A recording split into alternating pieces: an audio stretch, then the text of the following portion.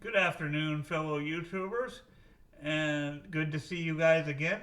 I saw you. Well, I didn't see you then, but I know that I did a video last night at midnight, so that's not going to happen very often. But sometimes, when I really have something in mind, I will just go ahead and publish it because I don't want to forget what I said. And I guess I can, if anyone ever says to me that the time, like if I have to do something, publish something really late at night, and it's a problem for anyone, let me know, and I can actually set the publishing date for another time, but I'm not sure exactly what the process of that is. If it would wait for the video to be uploaded, or I've never tried that because I've always published my stuff immediately. But anyway, sometimes just when I get something in my head, I gotta do it right away so that it's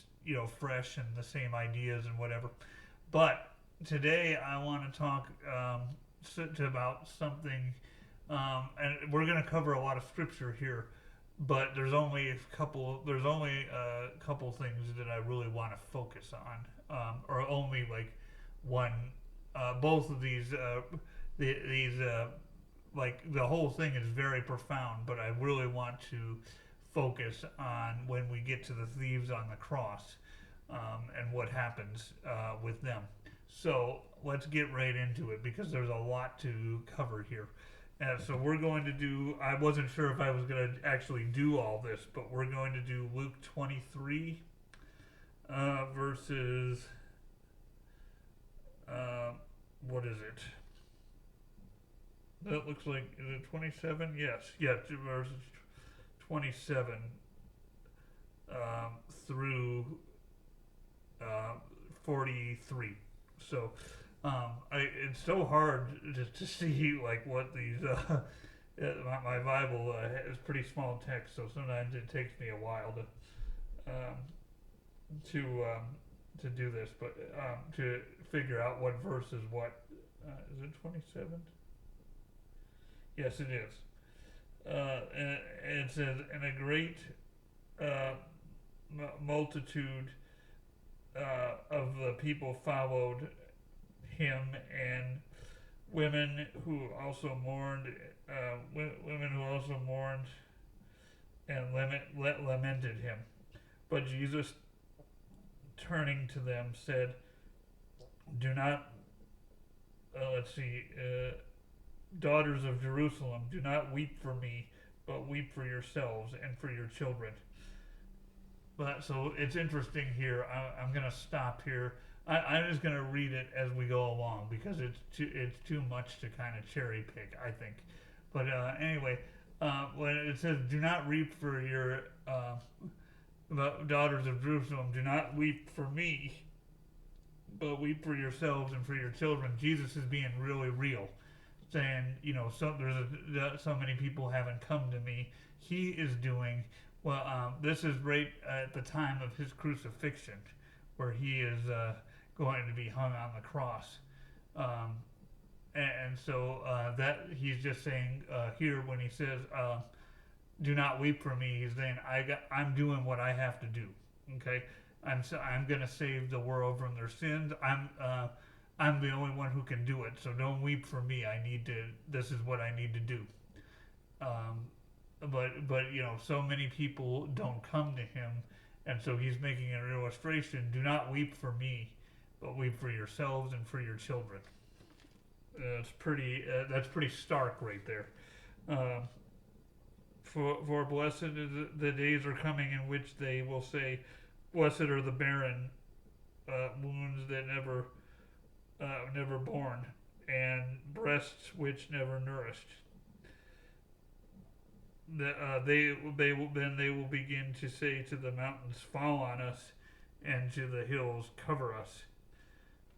So this is interesting too, because that doesn't sound like very pleasant, is it? Or does it? It doesn't sound pleasant at all. But it's the idea that so many people don't, come to Christ, and so it's like weep for the world. And the thing is that the days are coming where so many more people are going to turn away from the Lord, and so the world's going to be a mess. I believe that's what Jesus is saying here. I did some. I wasn't really sure exactly how to present. I think I've done this before, but I usually focus more on the thieves, as we're going to do here.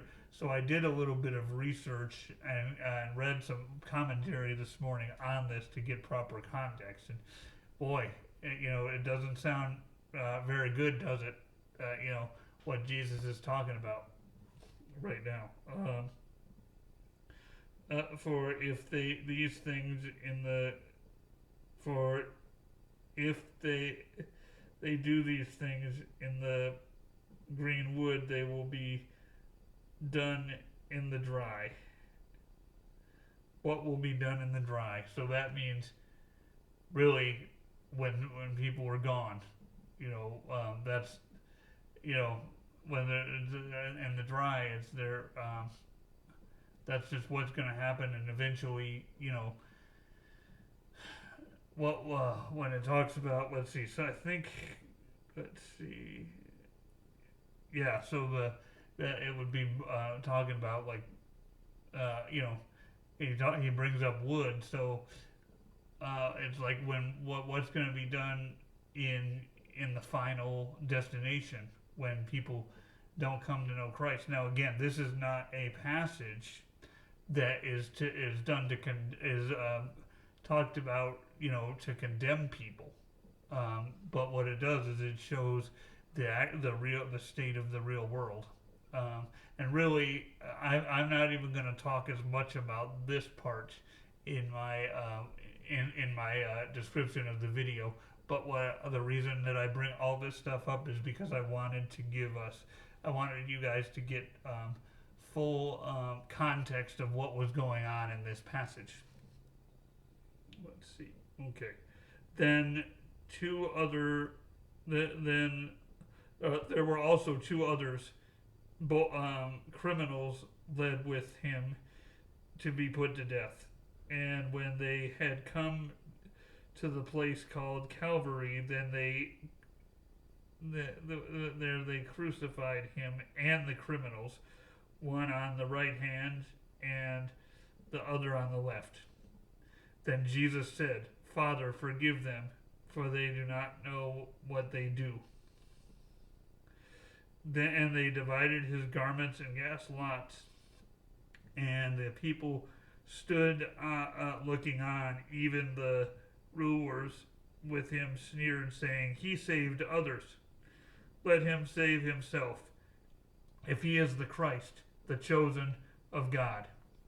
Now, it's important to understand here that these people, that they're being sarcastic, because really Jesus he had the power to save himself because he was God, but if he did that, then the mission wouldn't be accomplished, which was to save us, to save all humankind from their sins. So we have to realize that Jesus is about to die. There's no other way he can get around it, and these people are saying he's King of the Jews. Why does he not? Well, he's God. Why is he not saving himself? Well, he could have, but he. And just a chapter before, and I don't have the address exactly, but it's when Jesus says, if possible, he's praying to his Father, and his Father obviously in heaven, praying to God, if possible, let this cup be lifted, but let my will not my will be done, but the will of my Father in heaven. So obviously Jesus already knew that he had to die for us, because he was the only one that could do it. So could he have saved himself? Yes, but then his real mission would never have been accomplished, because from the time that he was born, he lived so that he would die eventually for our sins. The soldiers also mocked him, coming and or counting and offering him sour wine, and saying, "If you are the king of the Jews, save yourselves." And an inscription also was written over him in the letters of Greek, Latin, and Hebrew. "This is the King of the Jews." So they even went so far as to put an inscription on it. Above it's what is it?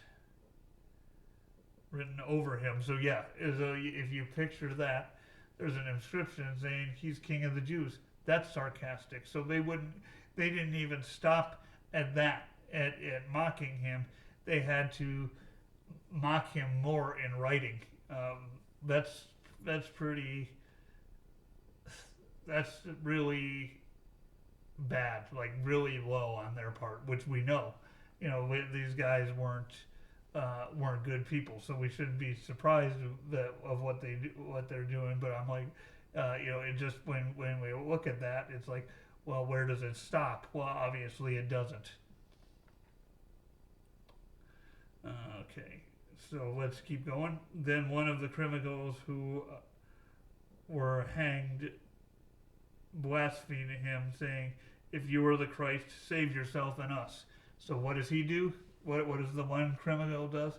The one criminal it joins the party, and Jesus is being mocked all over the place, and this guy, the criminal, joins the party saying, "Save us, save us." Now this is what I really want to focus on here. But the other answering rebuked him, saying the same condemnation.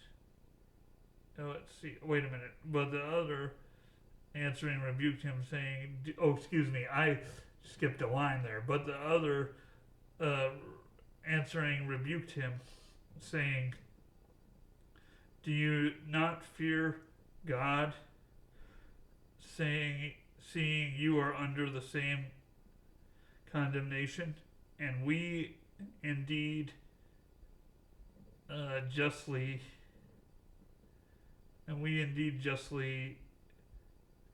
for what we receive the due reward of our deeds. But this man has done nothing wrong." Then he said to Jesus, "Lord, remember me when you come into your kingdom." Now this is very interesting, because what this guy is saying is, this man has done nothing wrong, but we have done something wrong. Let's see, seeing you are under the same condemnation, and we indeed justly for what we receive the due of our deeds. So what I just had to make sure I was reading that right, because it's kind of worded in a kind of a different way here. But what's being said here is, we're getting what we deserve, but this man has done nothing wrong. And then he says and then the man says, then he said to Jesus, "Lord, remember me when you come into your kingdom." And now listen to what Jesus says here. This is the very last thing that I want to cover here. For verse 43. And Jesus said to him, "Assuredly, I say to you, today you will be with me in paradise." So see, what I want to show you guys is, I know there was a lot to cover there, and I wanted to make sure I read it properly, but what I really wanted to show is that shows that there's hope for each and every one of us until we take our last breath. Now, we when we take our last breath, there's still going to be, sadly, there's going to be people that still reject the message of the gospel, and they're going to reject who God is, even though He is trying His best, which He can. He has the power to do anything. So, do I think that He comes to everybody on their deathbed? Well, I don't know because I haven't been on my deathbed before, but I would think so because He really doesn't want anyone to perish. But then again, I mean, there's chance after chance to receive. We all have that chance, and it's what we do with it. But obviously, Jesus knew, okay, because anybody can ask Jesus into their hearts and really don't make any changes in their lives. And Jesus knows the heart, so He not only knew that this man, what this man was asking, but He also knew his heart, because Jesus would not have granted this man a place in paradise if the guy's heart wasn't right. But see, Jesus knows that. See, there's only two people who know whether our heart is right in the first place. And sometimes I think we don't even know subconsciously, but Jesus always does, and most of the time we do. We can say something about, like, if somebody might find something hard to believe sometimes, but the thing is that sometimes if we're telling the truth, we don't have to worry about what other people think. We don't, because their perception and reality may or may not match up with each other. So sometimes if people find certain things hard to believe, that's too bad. It doesn't change the reality of the situation. And so Jesus knew the reality, and He knew that what this man was asking for was legitimate, was genuine forgiveness. And the guy asked him, remember me when you go into your kingdom. And Jesus didn't say, well, you have to, what have you done for me lately? You have to go and make some things up. Go, well, let me let you off this cross. I can spare you death, which Jesus could have done because He's God, but He didn't do that. He showed that this man repented, and Jesus shows His grace right then and there, that people are saved by grace, not of their good works. Now, if we have the time and we have time in life before we accept Christ, should we worry about our works? In a sense, yes, because they are a byproduct of what this they are a byproduct of what the Holy Spirit does in our lives. Sorry, but also we have to remember some people accept Jesus in that last moment, and when they do, and it's genuine, the Lord is quick to forgive. And if this guy if we were saved by our works, then there wouldn't have been a place for this criminal, because for all we know, we don't know anything about him, but we could probably say that he had been a criminal for a while. We don't know, but obviously he had a past, and whether it was a past that goes on a long time, we don't know that. All we know is that Jesus granted him a place in paradise, and it was guaranteed. And that is just one verse, Luke 23, verse 43. That is my favorite interaction between Jesus and any human being. My favorite interaction with Jesus is probably when He's praying to His Father in heaven, who obviously at that time is not, God is God, but He's not, Jesus wasn't praying to God in human form. He was praying to God the Father, who was not, in a physical flesh. When He says, please let this cup be be lifted, but let your will be done. That's my favorite interaction that Jesus has with anybody. But as far as humans go, this is my favorite. So I wanted to talk about it. I know it's taken a while to get through this, but I hope you find it useful.